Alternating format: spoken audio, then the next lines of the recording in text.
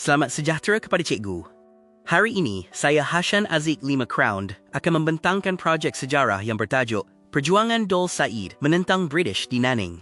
Mari kita kenali tokoh ini terlebih dahulu. Nama sebenar Dol Said ialah Abdul Said bin Omar. Beliau dilahirkan pada tahun 1773 berasal dari suku Semelenggang dan merupakan penghulu Nanning ke-9. Beliau juga dikenali sebagai Datuk Nanning. Mengapakah Dol Said menentang British? Faktor pertama ialah beliau mahu mempertahankan kemerdekaan Nanning. British mendakwa Nanning adalah jajahan mereka, tetapi Dol Said menegaskan Nanning ialah sebuah wilayah yang merdeka.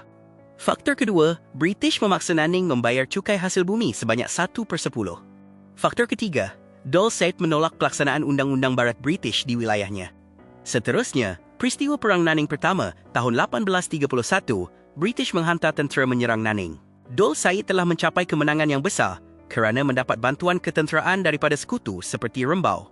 Pada tahun 1832, British menyerang semula dengan pasukan yang lebih besar. Kali ini, British berjaya menumpaskan Nanning selepas mereka merasuah sekutu Dol Said untuk berpaling tada. Akhirnya, Dol Said terpaksa menyerah diri. Selepas kekalahan ITU, Dol Said dibawa ke Melaka. British memberikan beliau sebuah rumah dan pencen bulanan. Beliau meninggal dunia pada tahun 1849 dan disemadikan di Melaka. Sebagai kesimpulan, kita perlulah mempunyai semangat patriotisme yang tinggi untuk menjaya tanah air. Kita juga belajar bahawa perpaduan sangat penting kerana pengkhianatan akan melemahkan bangsa. Sampai di sini sahaja perbentangan saya mengenai perjuangan Dol Said menentang British di Nanning. Sekian, terima kasih.